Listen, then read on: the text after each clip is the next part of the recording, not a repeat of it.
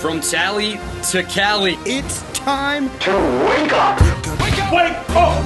Warchant.com is your ultimate Seminole sports source. And this is Wake Up Warchant, presented by Vitamin Energy. The vitamins. The energy. Now here's Warchant.com's Aslan Hajavandi and Corey Clark.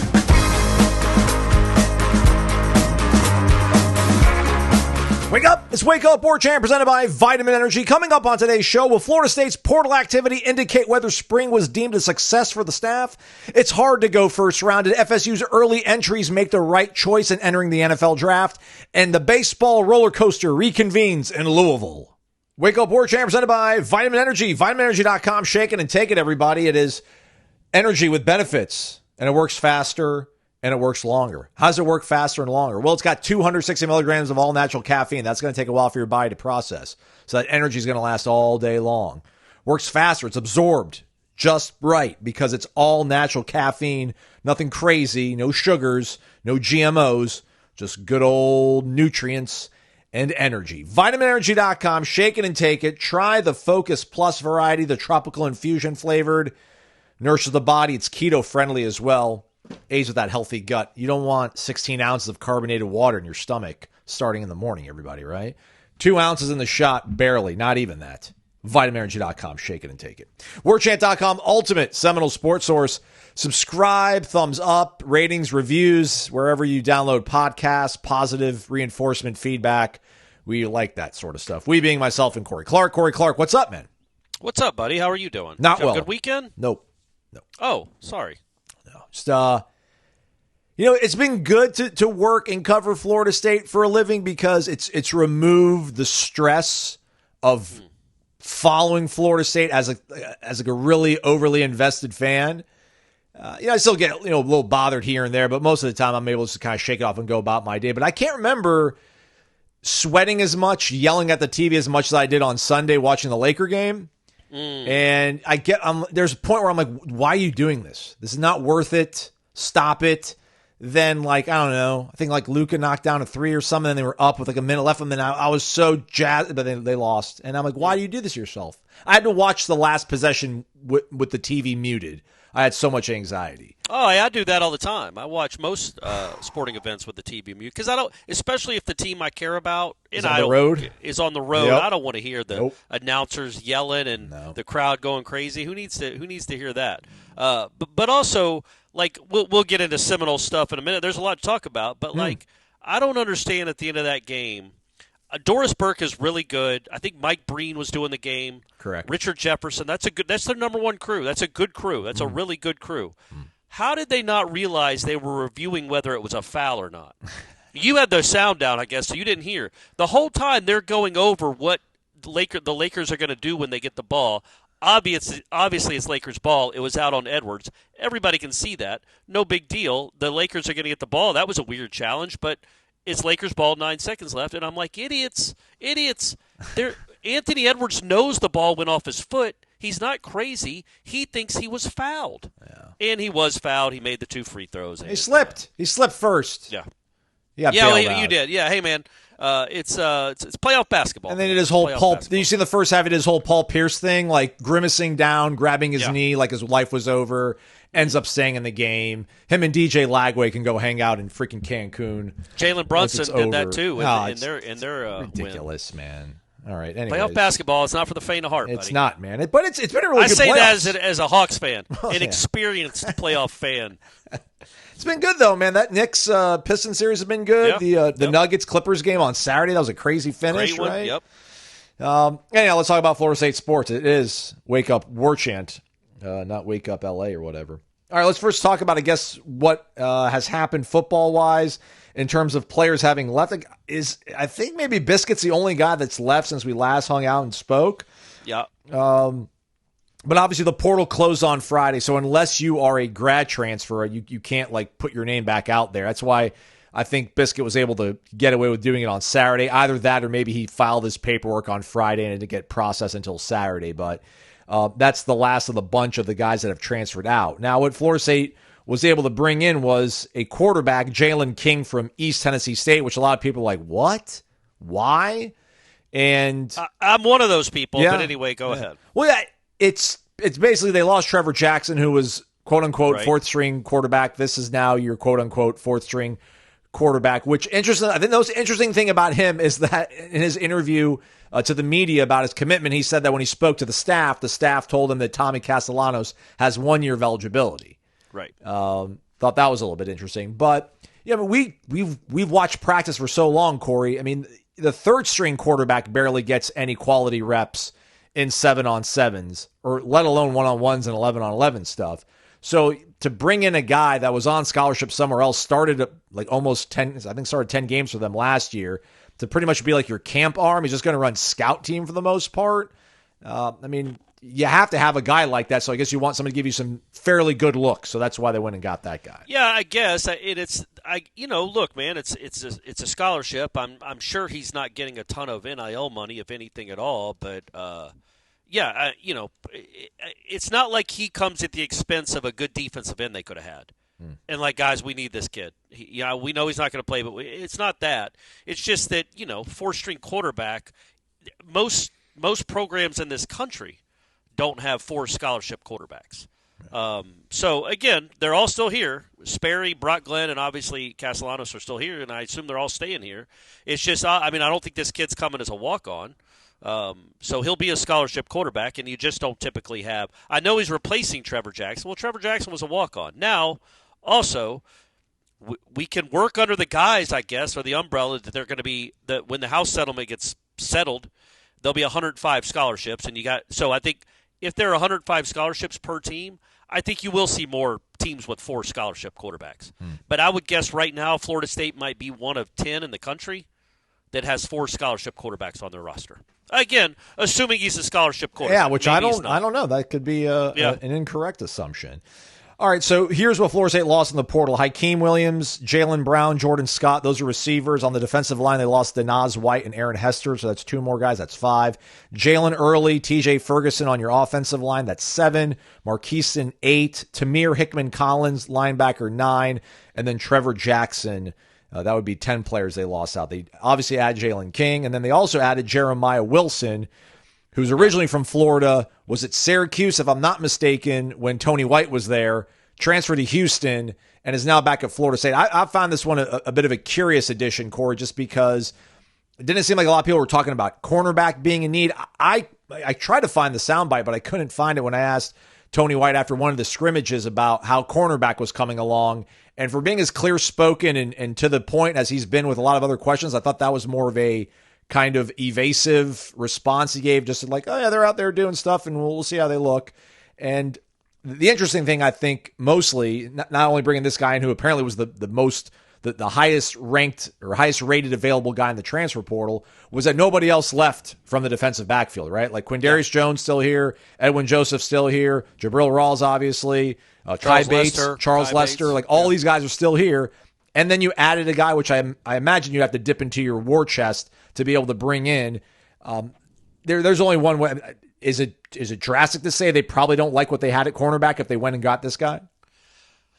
No, I don't think that's drastic. I think that's. I don't know if it's. I don't know if I'd say they don't like it, but they're still uneasy about what they have. And again, man, you have Charles Lester, Kai Bates. Well, every guy I could name was brought in to basically be a cornerback in Adam Fuller's defense, which is a lot of press man down the sidelines. Turn around, get your head around, try to make a play. It's what Azarie did. It's what Renardo and Cypress did. Well, Tony White's defense is a little different. It's a lot more zone. It is a lot more eyes on the quarterback, and backing up, playing eyes on the quarterback, breaking on the ball. And clearly, Tony White likes what this guy does, not just because of what he did. He led Houston interceptions. He had 4 or 5 or whatever it was, but he played for Tony White at Syracuse, so he has a history with him. And, yeah, he was look, man, if you can go get the number 1 guy in the portal, even if you're stacked at that position, that's not a bad thing. Again, as long as it's not at the expense of something else, and there's no reason to think it is, yeah, man, if that guy's willing to come home, wants to come home, he's a good football player that maybe has a future in the league, certainly has proven to be able to make plays at this level, but there's no risk there. You're getting a good player. And, I heard somebody I don't know. I guess I was watching the draft, and somebody was quoting a former GM, and not a former GM like he had been fired, like one that was long retired. Yeah. That said his goal was if he was really strong at a position to just get stronger and stronger, like add strength, make it a real position of strength. So if you have like a really good defensive line. There's nothing that says you don't have to go draft the best player on the board if he's a defensive lineman. That makes your defensive line even better. It makes every player on your defensive line better. They got to raise their level, all that stuff. So I don't dispute that. I think there's some validity to that. But by and large, I think it might have more to do with he's comfortable in that system, or more comfortable in that system than maybe a Bates or a Lester or Quindarius Jones was. Yeah, he graded out at 86.7 last year defensively overall. Wow, yeah. That's got to be one of the highest ones in the country. Yeah, 86.9 coverage grade. So okay, I mean, that's a good one. That heck, man, that's the crazy thing. He might end up being like the Keon of this class. Not that he's going to change games because it's a different position, but he might end up being one of the higher ranked guys on their whole team, like the highest performing guys on the team, and they got him when like April 24th. Yeah. That's just crazy. Like he's probably the most decorated guy they got in the entire portal, right? I know people say, yeah, duh. Well, you just said he's the number one overall guy in the portal. Well, number one available guy. Number one available. Yeah. Overall, I don't know where he ranks in the portal rankings, but he might end up being 17th or something. He's in the teens somewhere. I mean, that's good. Good job, guys. Yeah, no, it's again, it was not. I didn't necessarily know it was a position of need, but I've been a little bit dubious. I don't think it was a position of need. Yeah. I don't think it was a position of need, right? I think it was a position of want, as in if there's a really good player that wants to come here, okay, come here. Like, look, man, Quindarius and Lester and Bates might all be good. We don't know. None of them have done anything at the college level of note. And there's no, guaranteed starters, right? Unless I'm forgetting someone. No, I mean, what I'm trying to kind of almost get to is that I thought a lot of people, and I'm not trying to brag here, because I'm wrong way too many times, but I felt like a lot of people kind of ran away with, well, they'll be fine. They'll be fine. They've got numbers. They'll figure it out. Where it's like, yeah, I mean, the numbers are Quindarius Jones, Charles Lester, and listen, as much effusive praise that they've given Jabril Rawls. Like, Jabril Rawls has not done it in a football game. Ricky Knight is another guy that's not done it in a football game. So don't forget Ricky Knight now. That's my dog now. I think he could do some things.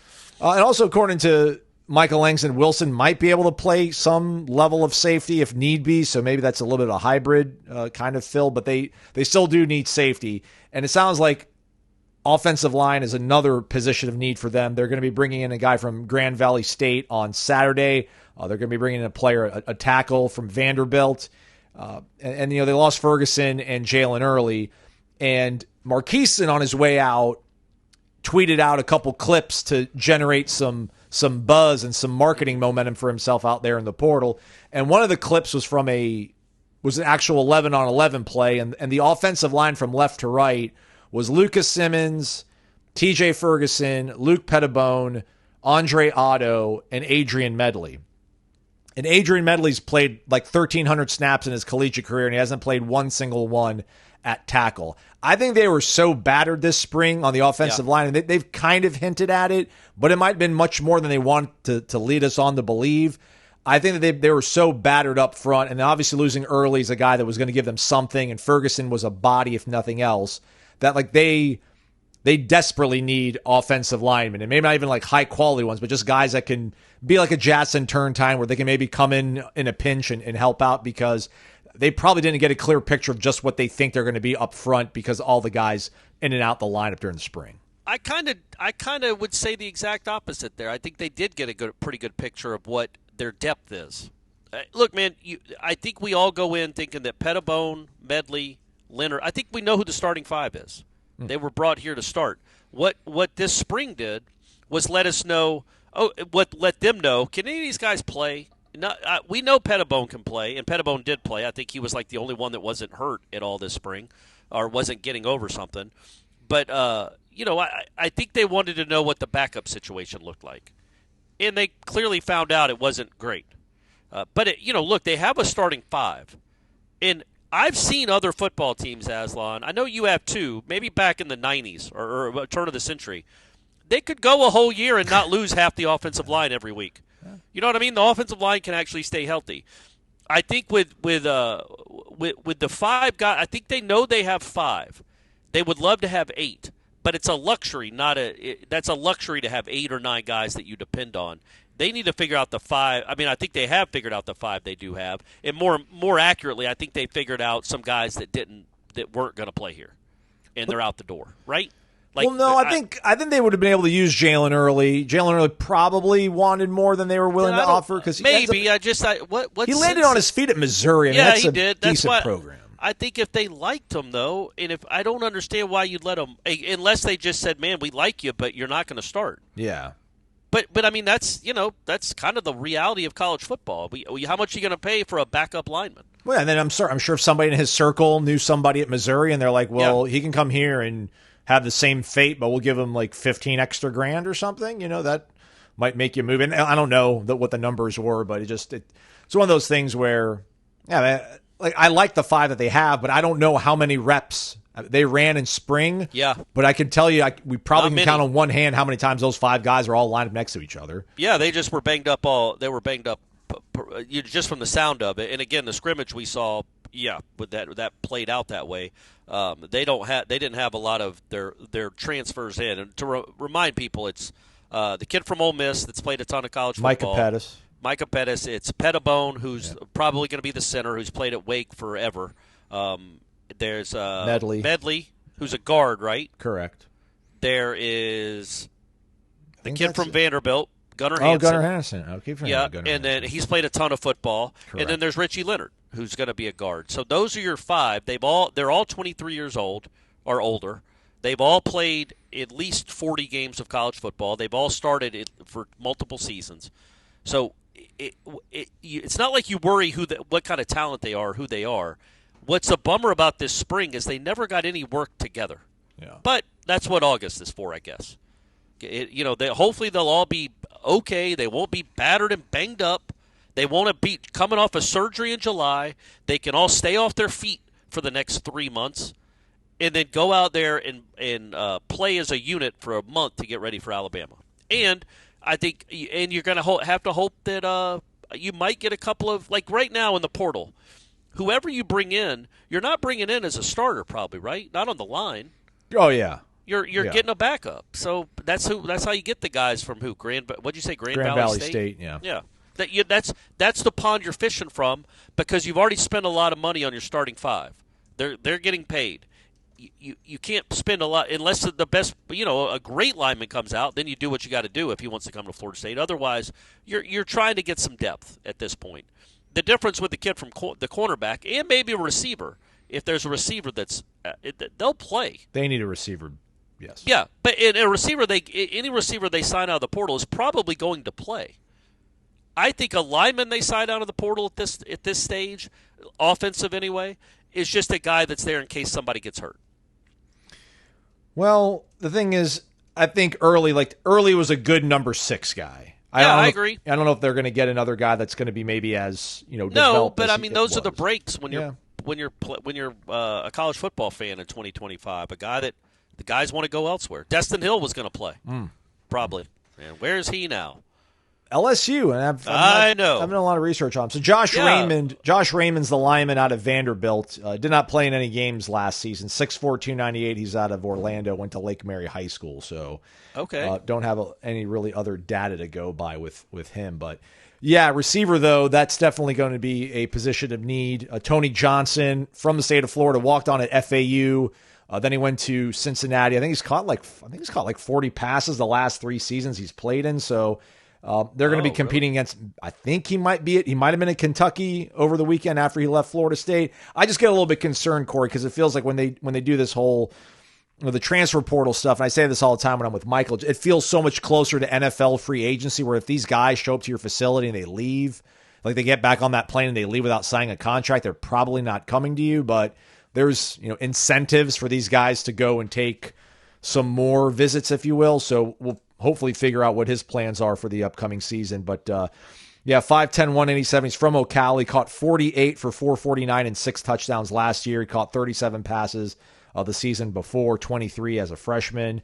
Yeah, 108 catches in his career and 13 touchdowns. You can live with that. Yeah, for sure. Not a big play guy. He averages about 10 yards a catch, but you can live with that. Possession guy, possession receiver, some say. And from Ocala. Yeah. Come on back, man. Absolutely. Come on back. Yeah, I think Miami might be also in the mix for him, too. I think Miami ended up getting the kid from BYU, the wide receiver, so that's going to be another kind of position to keep an eye on. But as we sit here and kind of feel things out, Corey, they did all their spending in December and January, and to the greater point of like what you said earlier, it feels like whoever they're going to get is most likely going to be depth at this point, because like the Jeremiah Wilson thing was like an anomaly, it felt like, in terms of probably what Florida State has left in the tank to be able to acquire players and what's out there right now.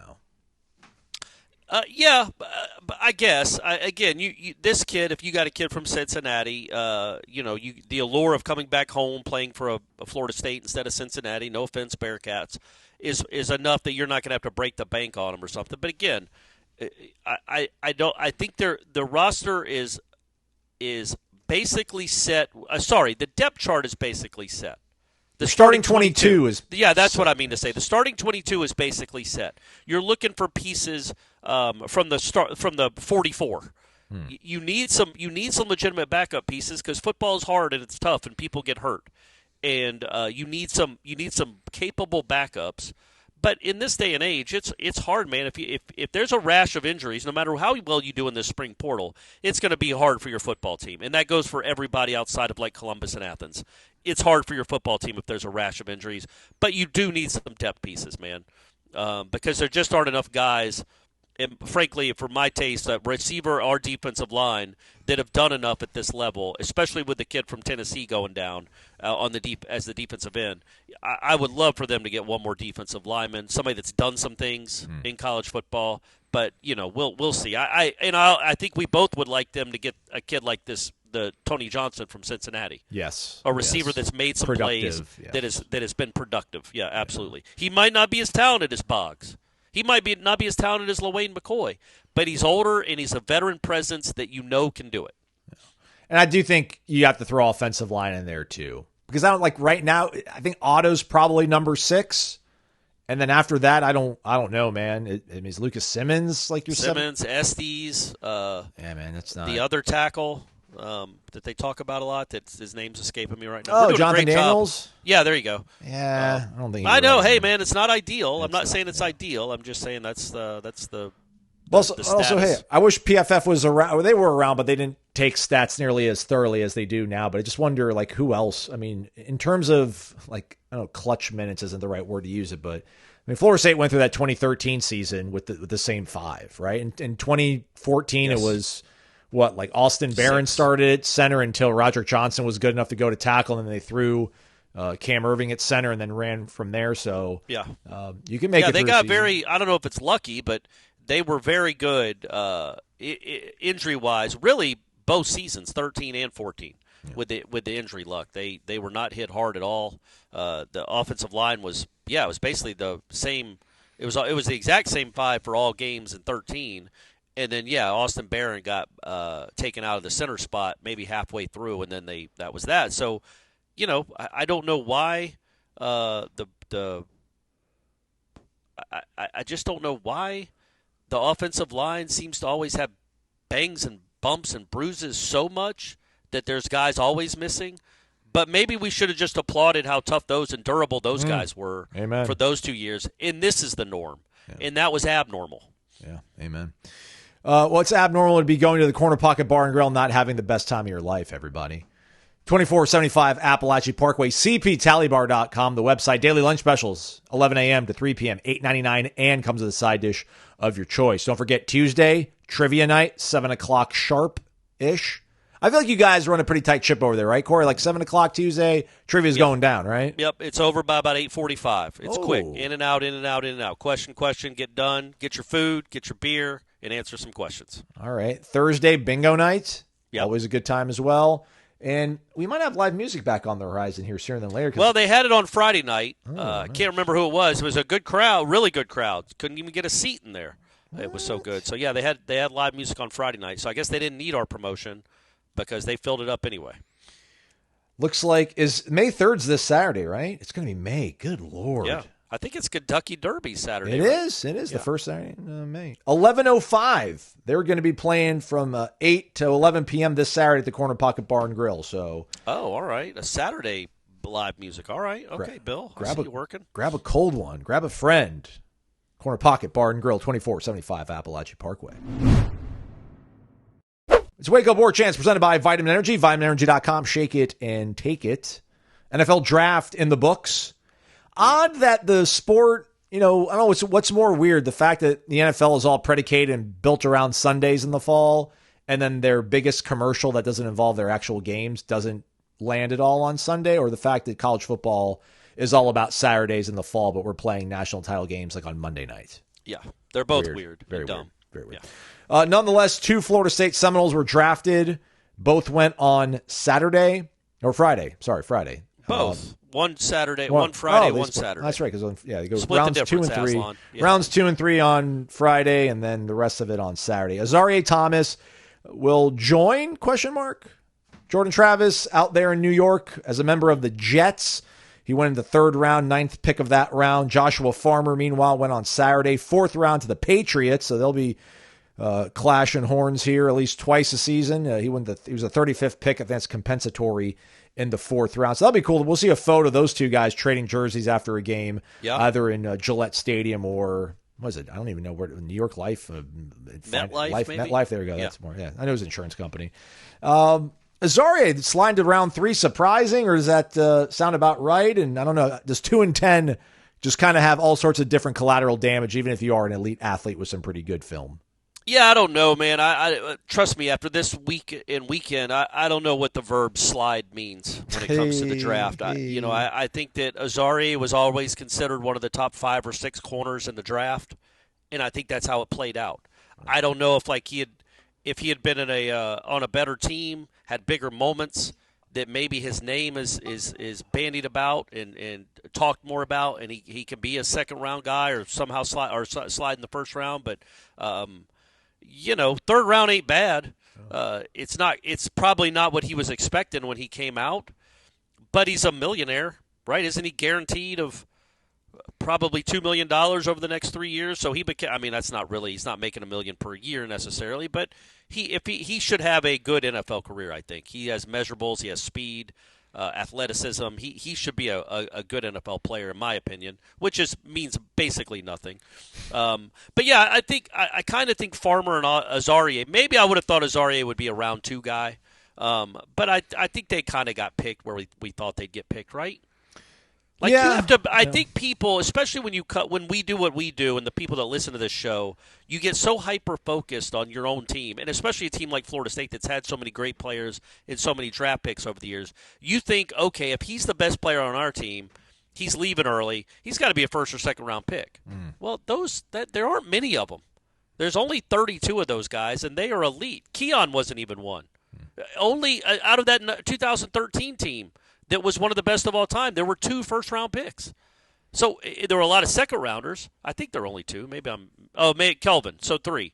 But there were 15 guys total drafted or 20 guys drafted off that team. Only 3 were in the 1st round. It's hard to be a 1st-round pick. I think Azareye'h was I thought he'd 2nd or 3rd round. And, yeah, I don't know that, to answer your question, I don't know that 2 and 10 matters for a corner. I think it matters for a quarterback.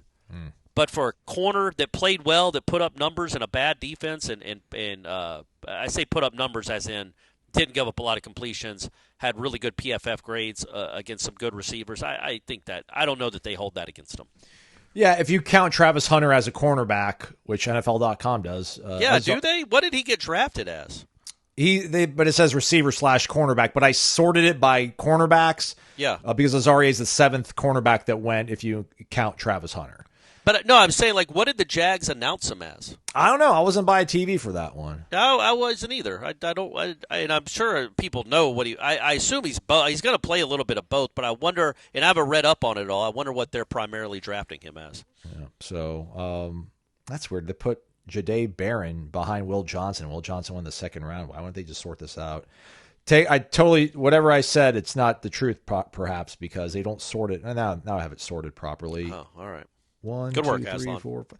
Well, I sorted it by cornerback, right? So, and Travis Hunter's the first guy. So why wouldn't it just? It's not alphabetical order because it's H. Yeah. You figured it's going in chronological order. But I think 8th is where Azaria went in terms of cornerbacks. The guy from Iowa State, Ole Miss, Notre Dame, Michigan, Kentucky, and Texas went ahead of him. And Travis Hunter doesn't count. He's a unicorn. He is. Yeah. But man, Jacksonville, I wonder if it's going to work out for him there.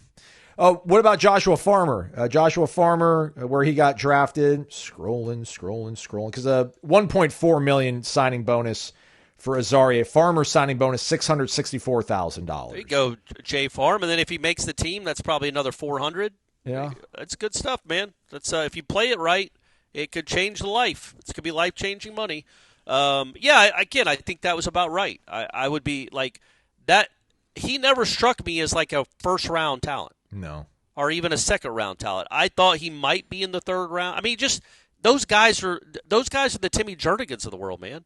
Timmy Jernigan, Mario Edwards, those were second-round picks. Braden Fisk was a second-round pick. Like, you've got to be elite to get into the second round. That's what I'm saying. Like, 16 guys went ahead of him. If he knew he was the 17th best defensive tackle, I don't know. That maybe doesn't sound too bad. You're like, yeah, man, I'll cash my check now.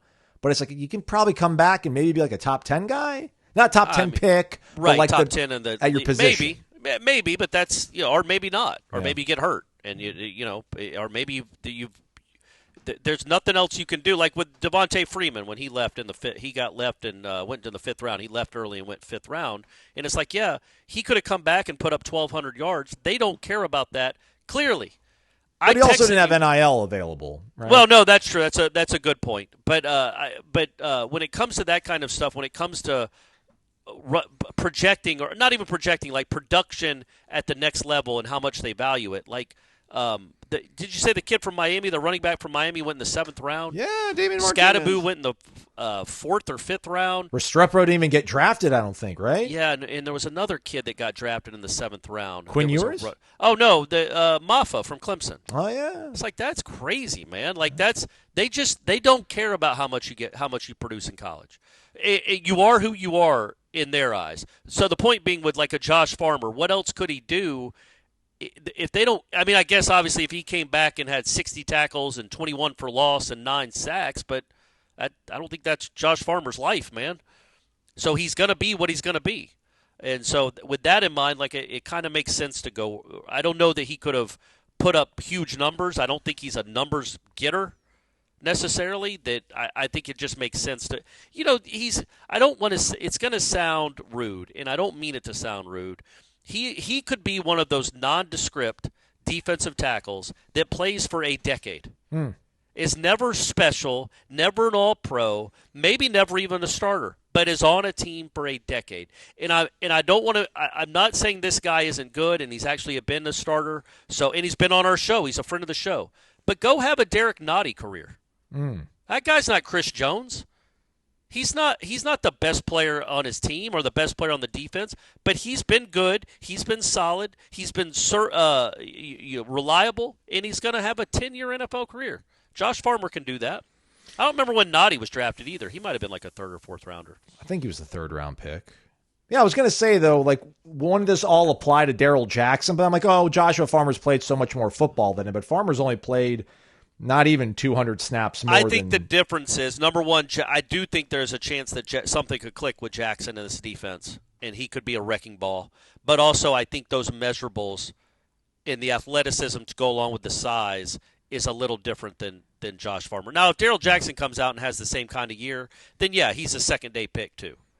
But I think there's a hint, at least when you talk to people, including his coaches, that seem to think if it clicks and it's unlocked, that you're talking about one of the best defensive linemen in the country. Josh Farmer was never going to be that. Yeah. But he can go play in the league for a decade. There we go. Yeah, I think Mario Edwards is still cashing a check. I think Eddie Goldman's still hanging around. Yep. Eddie Goldman was with the Falcons this past year. Yeah. So they got drafted a little bit higher, but nonetheless, not a bad target. All right, several players did not get drafted but have free agent landings. Ryan Fitzgerald, which shout out to his father, posted a very detailed post over on the Tribal Council outlining kind of like where they were at mentally, where they wanted to go. They seem very happy, but go check out the the thread. I think it's, I don't want to blow up his spot, but now we all know it's like Old School Noel Fan, I think is his handle on warchant.com. Oh, did he tweet is Ryan Fitzgerald's dad? I'm not tweet, but posts on our message Post, board. I'm sorry, Post is his dad? He didn't say like, hey, Ryan's dad checking, but he said our family. We're so happy for him. Oh, okay. Yeah, so it could be an uncle. We're not going to say it's for sure his dad, but yeah, they made it clear that it was their family. So I don't think you're blowing up his spot. Warchant.com, where the family subscribe and post. By the way, everybody. So Fitzy's with the Panthers, Fentrell's with the Commanders, DJ Uiagalelei picked up by the Chargers and Jim Harbaugh. Cam Riley to the Patriots, Jeremiah Byers to the Cardinals, and Kevin Noles to the Chiefs.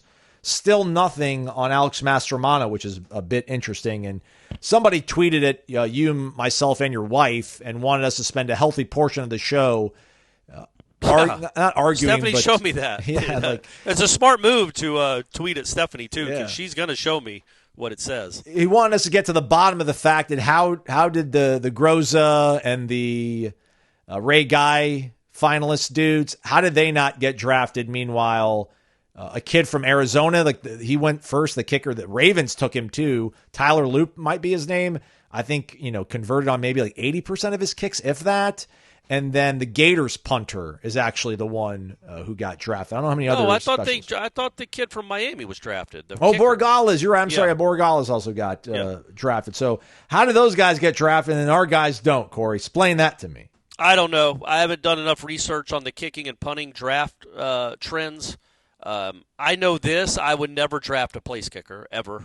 I can go find one. I can go get a Ryan Fitzgerald without drafting him, and I can spend that draft pick on somebody that plays on one side of the ball or the other.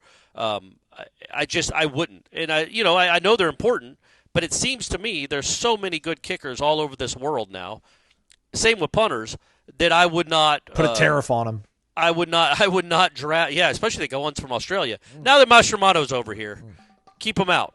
I would say that I wouldn't draft those guys. I accept, especially a kicker, man. You don't know until they're in NFL games how they're going to do. Yeah. I don't care we've lived the perfect example at Florida State. There's never been a better college place kicker than Roberto Aguayo. Literally, has never been one. He was clutch. He was almost perfect. He was good for 3 years. Had a huge leg, and he got drafted in the second round, which was really, really dumb. And he fizzled out and flamed out, man. You just don't know how they're going to handle the next level. I know the goalposts are the same. The pressure when you're playing with grown men who get paid millions of dollars, whose careers are on the line, it is in a fan base with no love for you until you earn it. It's just different, man. And I would never draft a kicker because you just don't know how their minds will adapt to it. No, I'm with punter, you. I would, though. As a Niners fan, they took Jake Moody third round a few years ago. He was the Michigan man. He kept them, not when they won it all, but when they ended up losing to Georgia in the playoff. Like, he kept their season alive with a pretty clutch kick against Illinois, and Jim Harbaugh was just extolling the virtues of Jake Moody. But yeah, he barely had made 70% of his kicks, which was 39th. Yeah, and then you have the Cowboys kicker who kicked in like the Arena League. Oh, yeah. Or he never played college football. So there's all these different avenues to go find a kicker. So I understand Fitch, and also the kid from Miami has an enormous leg. Like Fitzgerald has a big leg too. This kid has an enormous leg. So maybe you're thinking that's a weapon on kickoffs. Not that you're going to be kicking touchbacks, but you can kick those high rainmakers that land at the 4. He's got one of those legs because you're not going to want to. I think they're moving the touchback rule up to the 35 now. So if you kick it out of the end zone or kick it in if you kick it out of the end zone, I think it's the ball gets it to the 35-yard line. So there's going to be a lot more kickers that are trying to place it at like the 3. And that kid just can kick rainmakers. So I get that. It was a bummer. I was hoping he would get drafted. He deserved to get drafted if other kickers are going to get drafted, but it sounds like there was only 2. And was there only one punter? Correct. Right? The kid from Florida? Yeah. I don't know why he would have gotten picked out over Mastromano, but I do know this. He was really good too. Like, he had an enormous leg too. And Mastromano hopefully with this situation, he has a better chance because he can pick his landing spot. That's a lot of talk about 2 guys that weren't drafted, but they deserve it because they were basically the only two good things about this past year. And I was really hoping they would get drafted. I think they deserve to get drafted. They certainly deserve a real legitimate chance to make an NFL team because they were both All-American level. And I hope that they both find a landing spot. Yeah, I just wonder if that's like maybe the one place where, like tie goes to the runner, where it's like, all right, we got all these guys and we kind of have them in the same bucket, but, he wasn't having to pin you deep in the fourth quarter in a one-possession game a lot because his team was 2-10. But then again, I don't know, like Arizona's kicker, I don't know how many kicks of substance he made. The Gators obviously weren't a great football team last year, but maybe they just kind of look upon like, well, you know what, man, like he played in probably some more hostile environments and some games are a little bit more competitive, so maybe he'll be more ready to face a challenge on. But again, if you go and read that post, I want to give it all away, but whatever. The Fitzgerald family seems like really ecstatic that he did not. Like they literally said they were rooting for him to not get drafted at a certain point because they had a good relationship with the Panthers and it all worked out. So. Yeah, so that's an ideal spot for them. It's not like you're going to get a huge signing bonus as a 6th-round pick anyway. Right. Hopefully now he has a legitimate shot of going and making that team and then being a kicker for the next 15 years. That's the beauty, man. Once you get in the NFL, as long as you don't flame out like Aguayo, you'll be around for a long time. Like Dustin Hopkins is still kicking. Gano was until this past year, right? I think so. I think he got hurt or didn't kick this year. I don't remember the story there, but yeah, man, Gano was. He kicked in 2024. He kicked in 2024. Oh, okay, yeah. So I mean, it's 15 years he's been in the league, correct. Man. So that's a great gig if you can get it and you're good enough. 83.7% in his career. Not too shabby. 45 of 66 from 50 plus. Our guy. Yeah, man. Our guy. Yep. Not our guy. He's my guy now. Oh, no, he's not. I felt bad for Sheduer. I guess, our most famous alum's son, who, think about it, he could, if we would have had the foresight to hire Dion at some point, he could have been our guy with Travis Hunter in guard and goal, but we don't think about those things.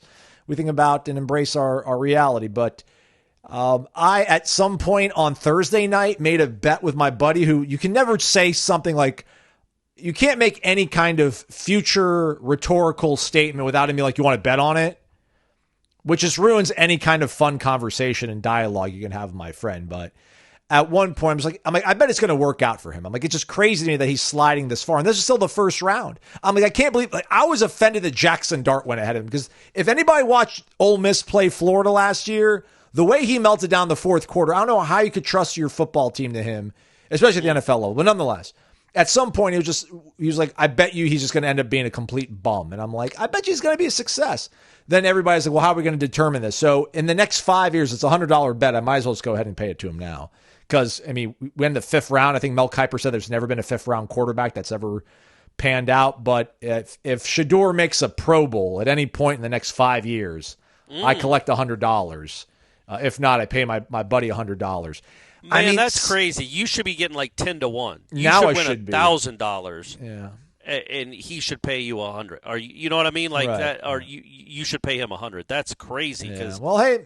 Yeah, but he's going to be the 3rd stringer. That was Thursday. I said what I said. 74% completion percentage, over 4,000 yards, over 30 touchdowns.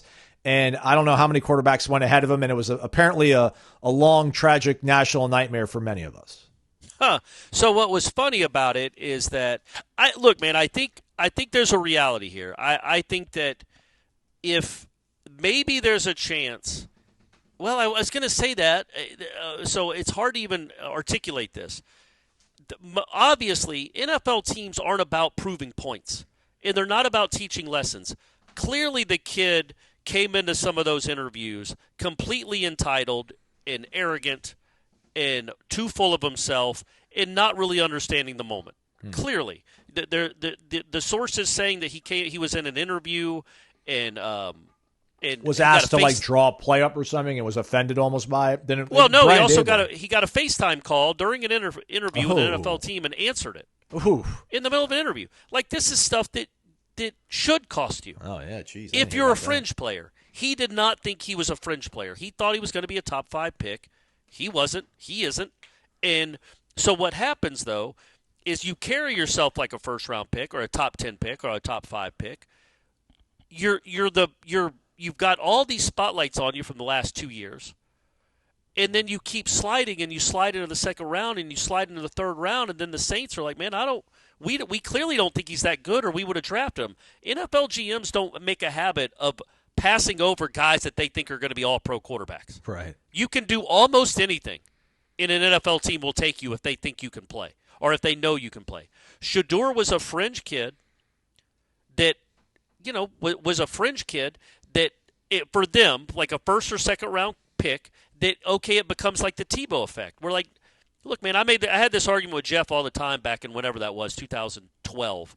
Like, Tebow should have been a backup somewhere. He was clearly good enough to be a backup quarterback in the NFL. Yeah. But it's all the stuff that comes with Tim Tebow is the reason he wasn't. It's not even necessarily his fault, but there is a distraction that comes when you're Tim Tebow.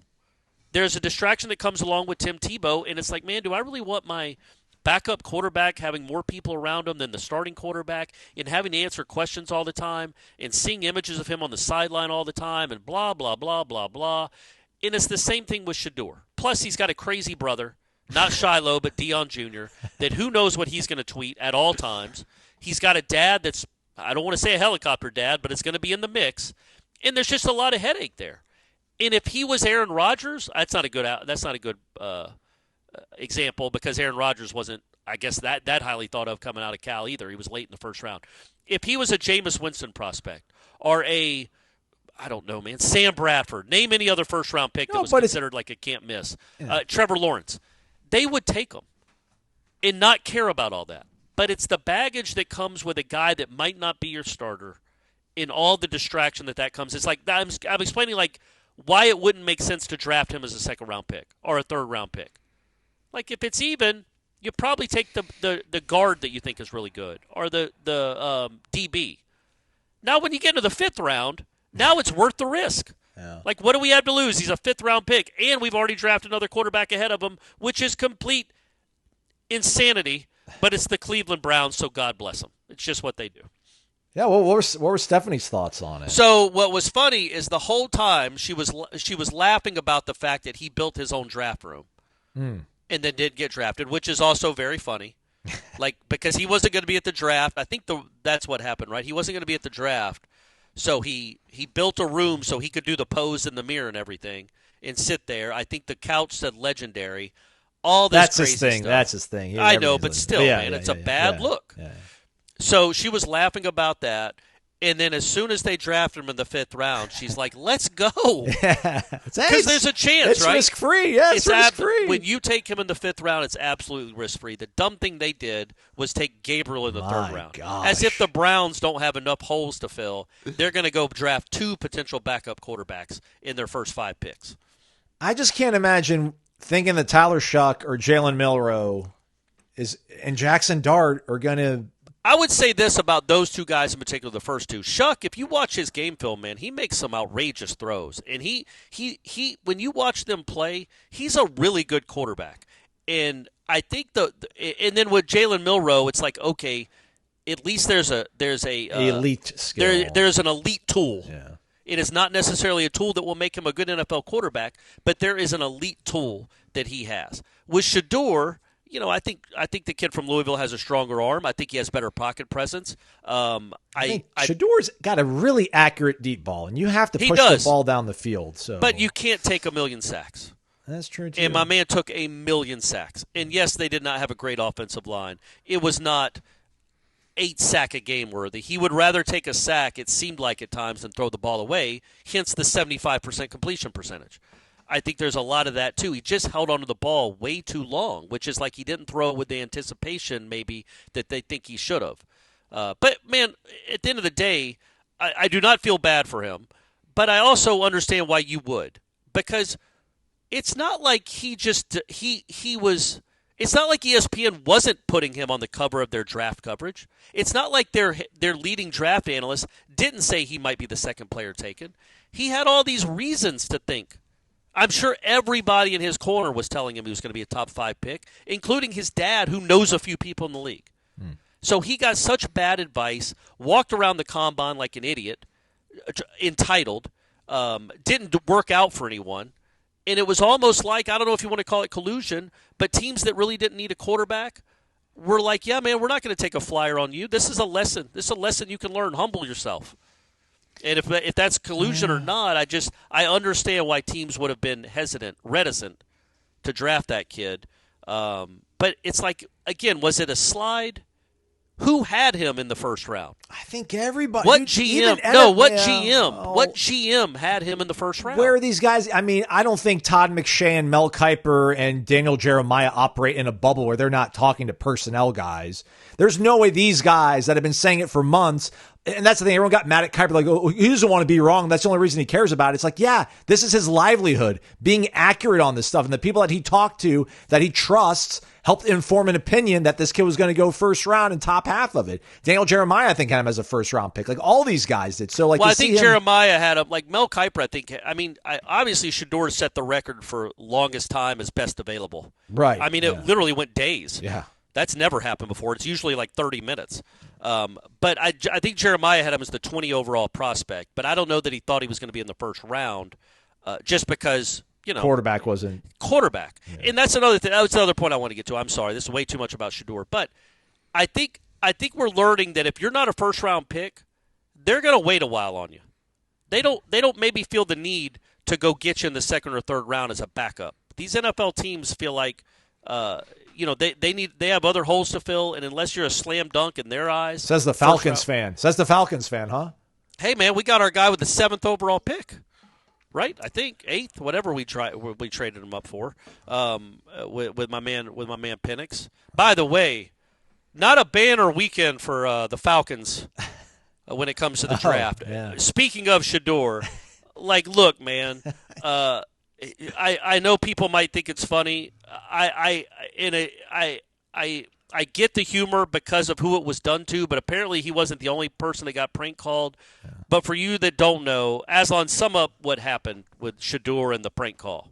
I don't know. Why don't you do? I think. Okay. Sorry. So on Friday night, Sheduer, and I don't know who was filming it. Somebody was filming it. Sheduer got a call on his burner phone. Essentially, they give all these prospects burner phones, or like an additional number, so they can, so NFL teams know who to call, and they won't be bothered by all their other friends calling them all throughout the day. Yeah. They'll know if this phone rings that's like the bat phone. We're getting a call, so that phone rings. He picks it up.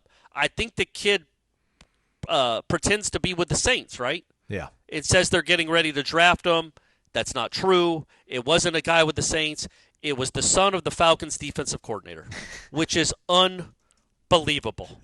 That's insanity. The kid's name is Jax, because of course it is. He's a 21-year-old college student. I don't think he goes to Ole Miss, but he was wearing an Ole Miss shirt. And he said, or the Falcons said, that he got the number, Sheduer's private number, from his dad's iPad that he had left open, which I don't know, man. Why was his dad looking at Sheduer's number anyway? Yeah. Where was his dad? Why does his iPad not lock? Does the kid, what is it? Is it just 1, 2, 3, 4? Is that his passcode? Like, the kid knows the way to open the dad's iPad? Like, all that is crazy. And I just can't imagine being that dad. Unless the dad was in on it, and there's a 40% chance he was. But finding out my son stole the private number that was basically confidential just for NFL teams, to prank call Deion's kid, who's in their Ring of Honor, by the way. He's a pretty good Falcon. Yeah. On what should be the biggest weekend of his life would just horrify me. For like Instagram cred or TikTok cred or whatever it is. It's just so maddening. He offered a very sincere apology, it seems like, at least on Instagram. You're right. And what made it sincere to me is it's written like a 21-year-old. Yeah. As in grammatical mistakes. It's kind of free flowing. It was not a well-crafted PR stunt by the Falcons PR. It was that kid legitimately apologizing, and he said he called Sheduer. Yeah. I think you should call Deion Jr. and get his take on the situation. But anyway, there'll never be another story like Sheduer. When you talk about being publicized as the number 2 pick in the draft, sliding again in quotes to the 5th round, that story of getting prank called, everything that comes with the last 2 years, and Deion, his famous teammate going 2 overall, it's just, and there is a chance he can do it at the next level. It's Absolutely. all a crapshoot. He definitely, like you said, he definitely has the arm strength and the toughness to be an NFL quarterback. I don't know that he processes it quickly enough, like as far as like going to the next read quickly. He's plenty smart. I mean, like just gets rid of the ball quickly enough. But how would I know that? How would anybody know? I didn't know that about Mahomes either. None of these people know. Mel Kiper, like on day 3 when he was at his wit's end, he's like the NFL doesn't even know. He's like, if there's one thing that we've learned over the last 50 years of me doing this, he's like, they have no idea how to evaluate quarterbacks. Like they're terrible at it. Correct, but I would also say this.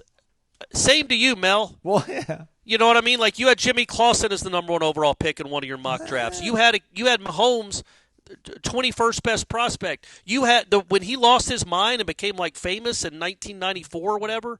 On Trent Dilfer.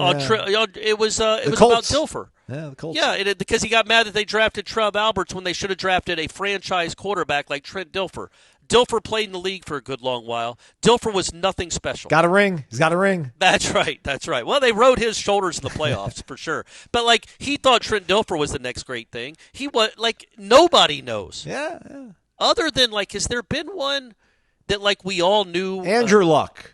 Yeah, you're probably right. Like that might be the guy that was hyped by media and GMs alike and actually played up to it. Peyton Manning too. Yeah. Other than that, though, I mean, the best of all time was drafted in the 6th round, man. Yeah. They've never known really about any of these positions, but absolutely about quarterback. Do you want to take any action on this? Any side bet about Sheduer's future? You'll pay me 100 to 100 that he's an All-Pro? Yeah, I'm on it. No, Pro Bowler, not All-Pro. Come on, that'd be crazy. Oh, Pro Bowl. Man, that's he could be the 11th best quarterback and make the Pro Bowl. I know. Hey, yeah. I said we should have figured out a number of games that he would start by year 5. Yeah.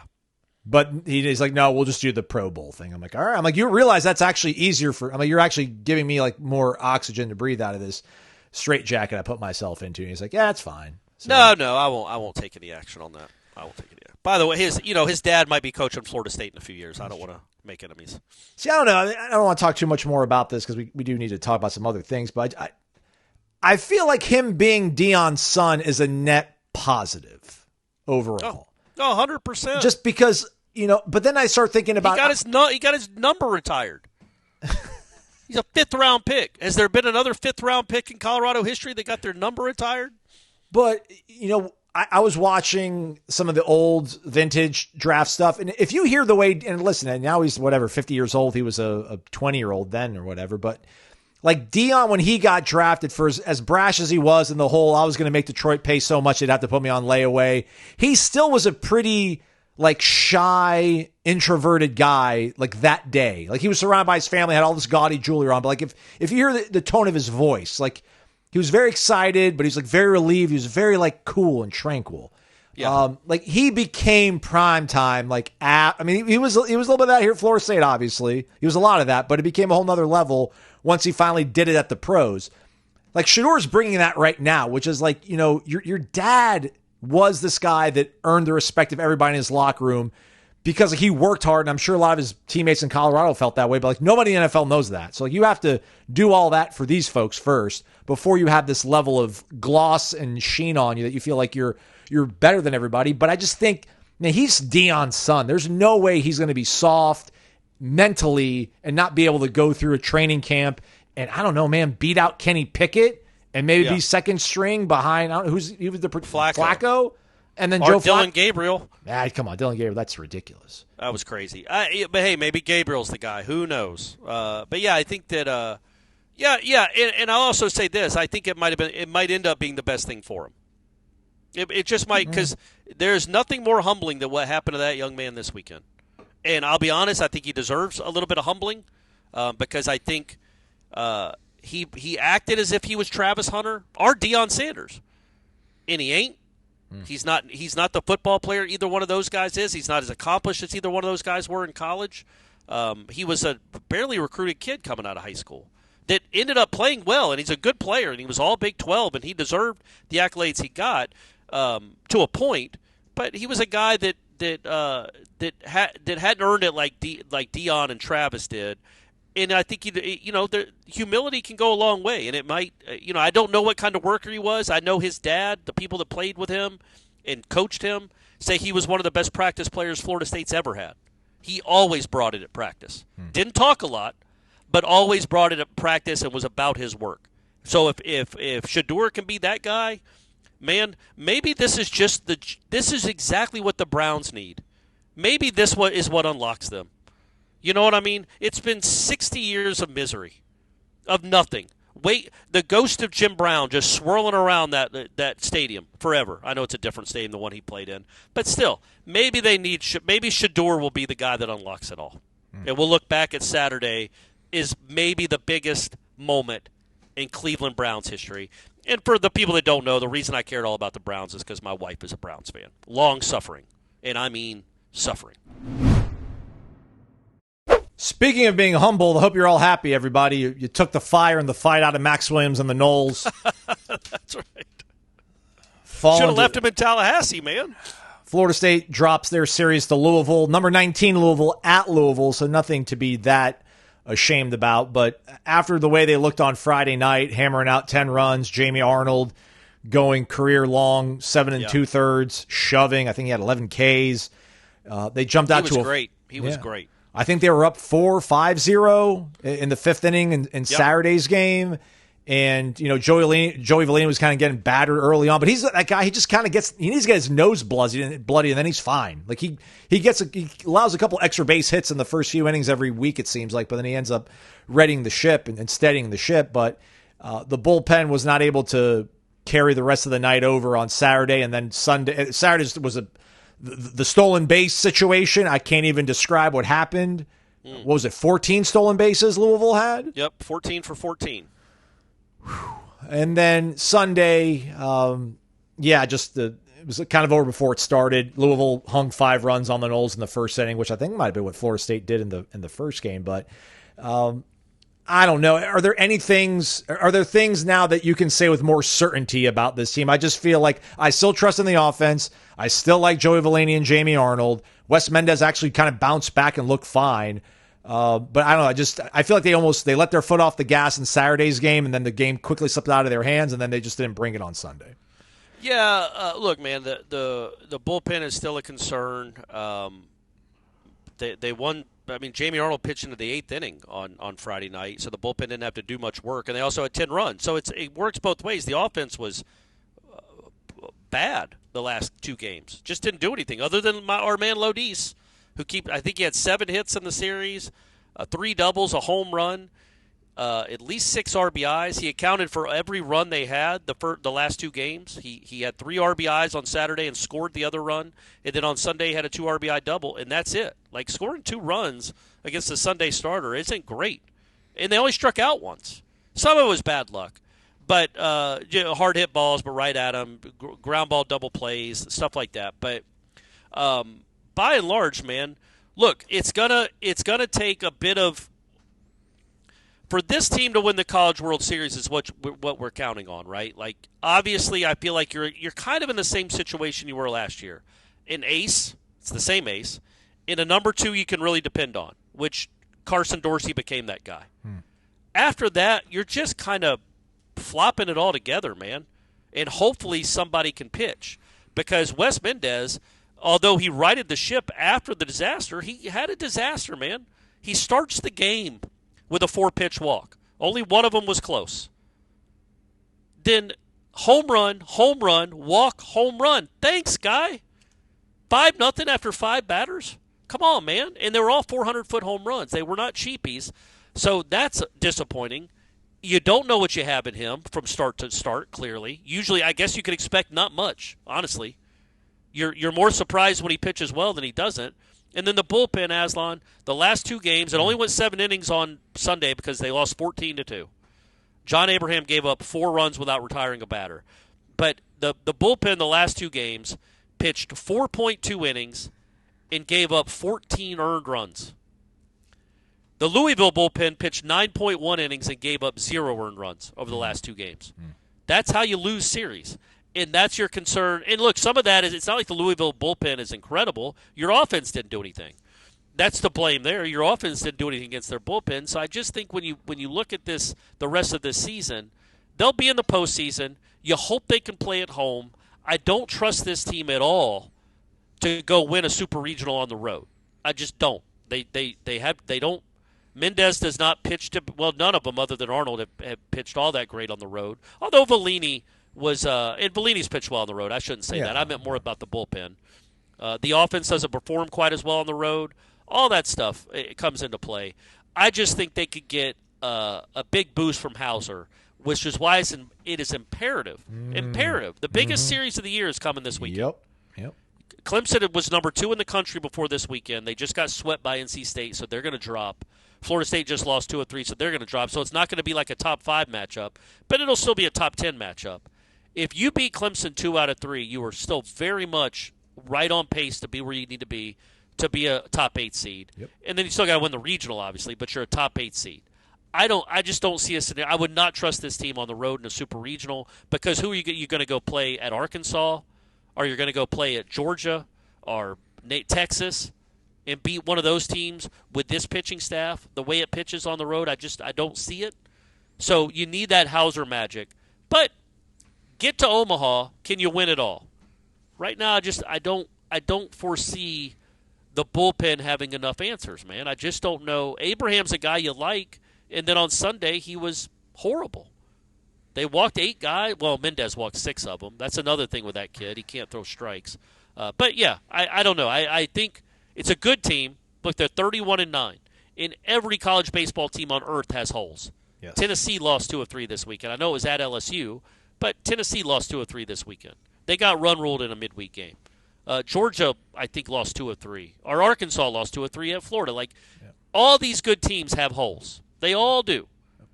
So they're magnified more because the only one we watch the most is Florida State. But you don't have a closer. I don't necessarily think you have a number 3 starter. I don't even know who your reliable bullpen arm is. Yeah. That's the issue. Last year, like we talked about, you had Oxford and Whitaker. Yes. That you could count on to get you outs. I don't know who you run to when Vellini gets you 5 1/3 or 4 1/3. Who do you go to in the 5th when you're up 3-2? I just don't know. I don't even know if I trusted Oxford. I trusted Whitaker. Oxford was better than a coin flip. These guys nobody here is even a coin flip right now, it feels like. I don't even think John Abraham's a coin flip any longer. Maybe Joe Charles. I think Joe Charles is probably your most dependable arm. I don't think they've used him at all. I thought he would have been the first guy out of the bullpen. I think they pitched him on Friday. And then they didn't pitch him on Sunday because there was no point when they were down 8-2. Did they? I thought who came in? I think they want to make him more of the closer guy, I think. I thought he pitched on Friday. I guess I could be wrong. Well, I think, was it Manka that came in and finished it off after Jamie came? I need to look that up right now because it's going to be... No, it was not Manka. Manka pitched on Saturday. Who's my guy here? Visitor stats, right? I'm going to be... John Abraham. Oddly John enough. Abraham pitched on Friday, too? Yeah. He went 1 1/3. Right. So maybe it was a little fatigued. But, yeah, I don't know if right now they're 6th in RPI, if I'm not mistaken. They're 6th in RPI. So yeah, they're right in position. Yeah, even if they're not a top 8 seed, they're the 11th seed. They're not going to have to go to Austin. They might have to go to Auburn. I'm not that scared of going to Auburn. But it's going to be really. You need to be an. Yeah, I think absolutely. The way this team is made up. I don't think it's a death sentence though to not be. No, a it's not. seed. But it's just like you. I think your chances improve by 50% being at home. I just do. I just think this team is a better team at home. But we'll see this weekend, right? This is a super regional atmosphere. I think this past weekend at Louisville was one because Louisville's going to be probably a top 16 seed or close to it. They're in contention. And then Clemson obviously has a chance to be a national seed. This is going to be a top, a super regional type series. Let's see how they do. Let's see. And also maybe if they didn't pitch Joe Charles, that maybe, I don't know, maybe they're trying to think about him being a starter. I don't know why he wouldn't have pitched unless he, there's something, they're trying to feel out with him injury-wise maybe. I have no idea because I think he's your only reliable bullpen arm. I would also honestly think, and we got to go, this show's been way too long, I wouldn't be averse to Mendez being in the bullpen. Yes. And because you have nothing lefty-wise that scares people. Yeah. Mendez has some stuff, and maybe the fact that he gave up 5 in the first inning to the first 5 batters, and then the next 4 innings gave up nothing. It's like he needs to be into the game a little bit, maybe. Maybe just some kids are maybe better out of the bullpen than starting. By the way, so Tennessee has a starter. Their Friday night starter, because Mendez is from Ole Miss too. Right. But Tennessee's Friday night starter was at Ole Miss last year and had like a 6.80 ERA. And now he's going to be a first-round pick. He strikes out 11 a game. He throws 98. Their whole starting staff throws 98. But, yeah, I just thought that was interesting. Ole Miss losing some guys, and they're still really good too. But, yeah, bummer about the softball team, though. Softball team lost to Louisville on Sunday 2-0, which is only their second ACC loss of the season. They still won the series, obviously, which is the most important. But on Friday night, they had a 9-0 lead in like the third inning and won 10-9. Hung on, yeah. But it's like they did that same thing at Duke. Like they made a habit a little bit of doing that, of having big leads, and then it gets a little dicey at times. They didn't score. They only scored. It was 0-0 going in the 7th inning on Saturday, and then Issa Torres, our girl, comes through with a double, and then or maybe a triple, a 2-run triple, and then Janai Kerr drives her in. And then on Sunday they got shut out. So over the last 14 innings against Louisville, not a very good team, they scored in 1 inning. So got to get that figured out. But it was cool that the baseball team and the softball team went there together. Louisville showed a lot of love for Lonnie in the breast cancer fight she's going through. So yeah, it was a cool weekend overall. I wish they'd have finished with a dub on Sunday. Well, and the university as well. I think like Louisville had decals on the back of their helmet for the victims of the shooting. So yeah, very good sportsmanship. Hey, the ACC is one big family, baby. That's right, man. It's going to be sad. One big family. We're not leaving this family. I don't want to leave, man. Don't want to leave, do we? I don't want to leave, man. We get too nostalgic. All right. I don't know. Who do we have a midweek this week before we have Clemson? Good. I think it's exam, so no midweek. All right. That's a wrap for us, but not the week. We'll have more shows. Jeff Cameron Show 1 to 4 o'clock. Everything else under the sun. Warchant.com. Monday Smash? ? 7 p.m. Eastern? ? I would assume. Yeah. It's a week. It's another week for Warchant. We should have something. And then we get to talk to Norvell on Wednesday. I think Norvell, is he golfing this tomorrow or today and tomorrow? Maybe he is. Maybe that golfing thing is today. Yeah, hit him straight, Mike. Hit him straight. And Gus. Gus is also out there as part of the Legends. That's right. Part of the Legends. Pretty cool.